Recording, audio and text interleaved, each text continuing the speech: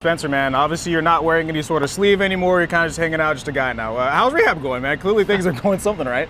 Yeah, I feel like I've always been a guy, but the whole time. But yeah, no, it's nice to not be in an apparatus of any kind or have to be too conscious of hitting myself on the side of the car or something or side of the door, whatever. Arms working normal and kind of be a normal guy. So. It's a good thing, man. And I know when we talked to you when the injury happened at the beginning of the year, you talked about how the ligament in your elbow was fine. It was just a lot of the pieces that were kind of broken up in there. How has the rehab process kind of been for you? Is it different than the last time you had to kind of go through something like this back in college? Yeah, mostly similar. Okay. The time frame's kind of the same. The process. I mean, rehabbing an elbow surgery is almost always going to look, give or take, the same. So. It's been done for so long now. I feel like they've got a good protocol for everything, and you kind of tweak it based on when you have surgery and when you could be in games again. Yeah, I mean it's going along. For you though, how is it different? Maybe this process, just going through it this time versus last time when you were in college or at Clemson, just trying to figure out how to get through something like this. Yeah, I mean I don't look at it like about getting through it necessarily. Yeah. It's part of it. So, you can't. You got to anticipate the different changes of direction. In life more than just baseball. But yeah, I think having the no offense to Clemson, of course, but wouldn't be here about Clemson. But the larger training staff and strength staff and better facilities certainly benefiting me. Yeah. That's something that's gotten better at college level too, is they're dealing with more injuries. But I think I definitely, to nobody's fault but my own, probably pushed through a little bit more discomfort through my last recovery at Clemson than I needed to. But had I not done that, I wouldn't be here. So it's just the way things go. Give and take, right? It's just kind of is how it is. You're real process oriented. How has the process kind of been for you on the day-to-day now? Is it just rehab, wake up, kind of do your thing, or what does it kind of look like for you on the day-to-day? Yeah, it's pretty repetitive. Yeah. Yeah, there's some silver linings to it. Get to spend more time in Atlanta, sleep in my own bed all the time, be around my wife. Got to do some stuff I normally wouldn't get to do. Go to some concerts. So this is what you do. You find the benefit to it. Like I said, it's not like I'm getting through it. It's just part of it. It's not expected, but you don't know what's going to happen. So Yeah. So to say anything is a mistake or shouldn't happen or not part of the process is wrong to me. I think it's just if you want to play, if you want to do this kind of stuff, you want to do anything, you gotta persevere through whatever comes at you. I think when we talked to you all the way back then, you had mentioned something about not just, like you said, not going through it, but using this as a stepping stone to even come back better, faster, stronger. Where does that kind of mindset kind of come from? What have you done outside of just the regular rehab that makes you think that you'll be better when you come back? Yeah, I mean, that was kind of the overarching goal of my Tommy John at Clemson, was make this a good thing, not a hiccup or a bump in the road or something. Use it as a benefit to myself. And when I discovered that I was hurt and that this was going to be the case, I was in some ways excited for the opportunity. So, like I said earlier, having so many more resources at my disposal, it's just the possibilities are huge. So, been in the weight room a lot, of course. The benefit of this operation, the brace surgery, is that I don't have a new ligament. I have my same ligament, so it's just the healing from surgery and the repair. So we can be a little bit more aggressive with some things, and that's given me a chance to focus on a lot of stuff in the weight room that you normally wouldn't have such a long period of time to go through. What kind of, do you think it's going to change maybe your physique, or what kind of change do you think you'll see by the end of this? Yeah, I mean, I've definitely seen some changes to my body, working on range of motion, putting muscle mass on different parts of my body that I can't target when I'm throwing or when I'm preparing for a season or going through a season. So that's definitely been a good part. Working on some mechanical stuff. I think understanding what changes occurred throughout the last couple of seasons mechanically to try to protect my elbow that were happening subconsciously, or range of motion issues that occurred as a result. So, what mechanical changes can I make and improvements can I make? Ultimately, what things do I need to hone in on retaining about my arsenal, about my mechanics, and then what things can I reasonably achieve? That's kind of been the conversation, and that'll start even more so when I start throwing. I'm curious. You're around the guys all the time. This season obviously has been real weird with the injuries. Feels like everybody's been on and off the field. Has it been difficult for you knowing that you haven't been able to help when your team might have needed you, or have you kind of become this piece at that and just recognize this is just how the season's going to kind of go? Yeah, I mean, they certainly don't need me. So the pitching staff's been unbelievable. I don't know that I probably would have made things worse, but no, it's just part of it. I think that our job as the fans' job and the media's job is to have high expectations. That's the front office's job.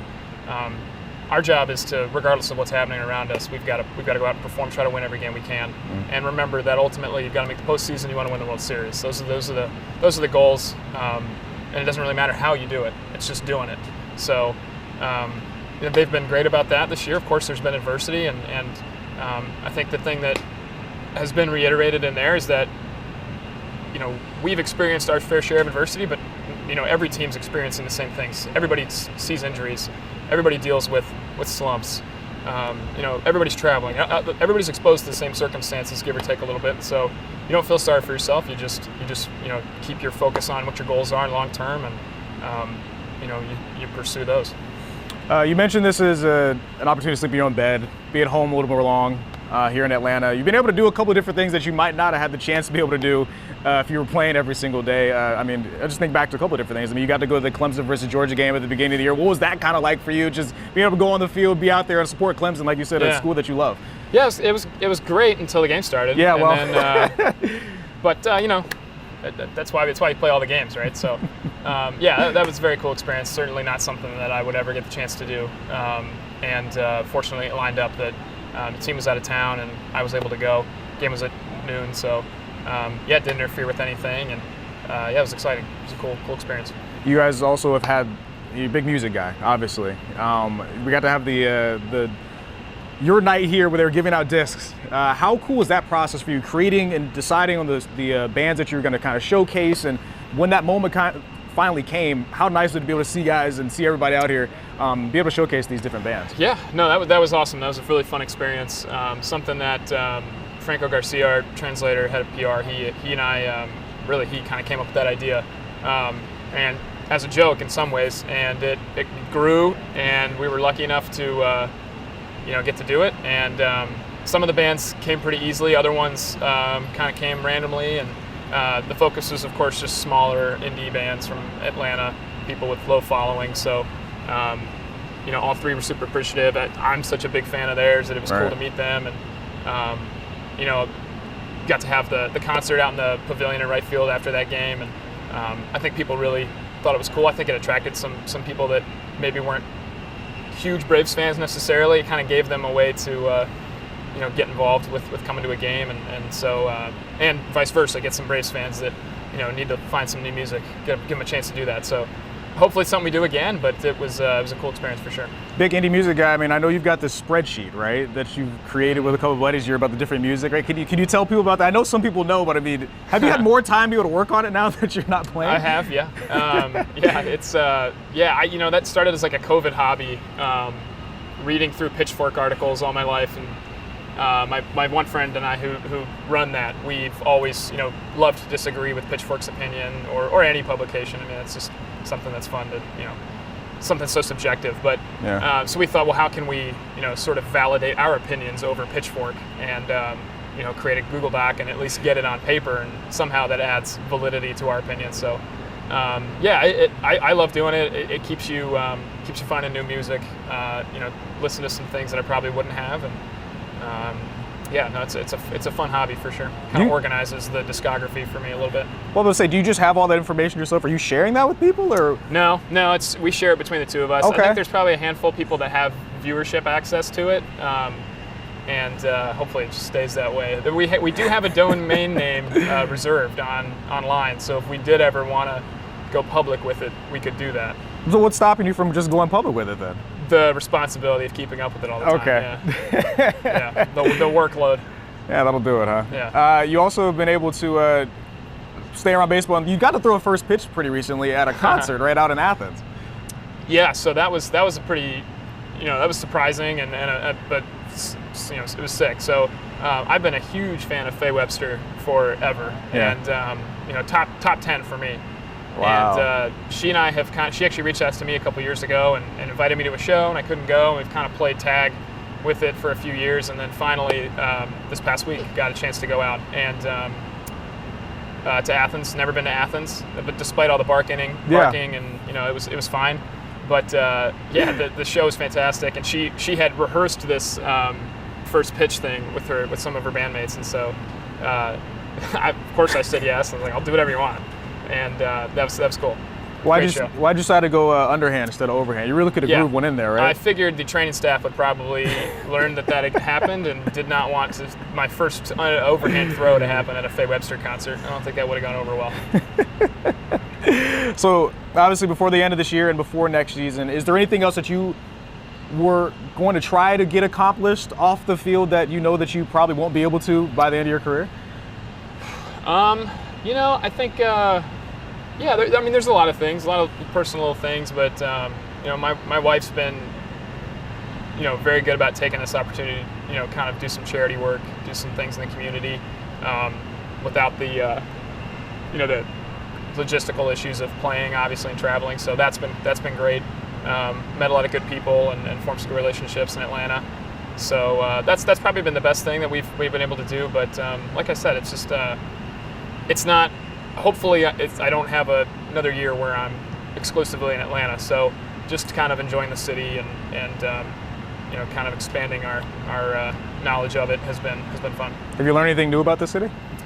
Not new necessarily. Been to some new venues and stuff, music venues, some new coffee. Trying to venture out a little bit. Found some good pizza. So that's the essentials. And talking to more people, I'm sure they're recognizing you at these different places. Do you try to stay away from people kind of recognize you? Are you more incognito? Or? Yeah, the mustache generally gives it away. They'll usually do it. But I don't traffic very heavily in crowds that are following baseball that closely. It feels like sometimes. So. I like to kind of stay in that hipster crowd. No offense to the hipster baseball fan that's out there. I'm one of them, but they're few and far between. So, I love getting out and kind of feeling like a normal person. And when I see fans, it's great, and it's cool to have interactions with them. But yeah, I think a lot of them probably expect that I'll be on the road to some teams out of town. They're not sure. I get a lot of funny looks, trying to figure out if that's me, but. Love being here this city. Last question. Obviously, your team on the stretch run here, trying to get to the postseason. What can you kind of expect, or what should fans maybe expect from your guys? It feels like, guys like Whit Merrifield are fighting through a broken foot. These guys clearly want to be on the field and trying to make the postseason, make a run at it. What does that kind of say about this group, and what can they kind of get done here? Yeah, I think, like I said earlier, just weathering the ups and downs of the season. It's not always going to be pretty. Last year we had a very sort of just painless march through the season, and in some ways that's fantastic. In other ways, I think it's good to be exposed to challenges and have to learn to improve and how to improve. What's holding you back? Get better. Those are the things that are going to set you up for success in the postseason if you get there. So, of course, you've got to get there. But I know a lot of these guys are feeling confident now that they've been through some down periods and dealt with some things and some injuries and whatnot. So. Persevering through that is great for you. Of course, the postseason is a different level of the game, and it's going to throw the most at you. So if you can succeed through a great amount in the regular season, it only sets you up well. So I'm excited for this last little push, and I think it's going to be exciting. Should be a lot of fun and be really exciting as well. And we're excited to see you when you come back next season, Spencer. Thank you very much for the time, man. Yeah, absolutely. Thank you.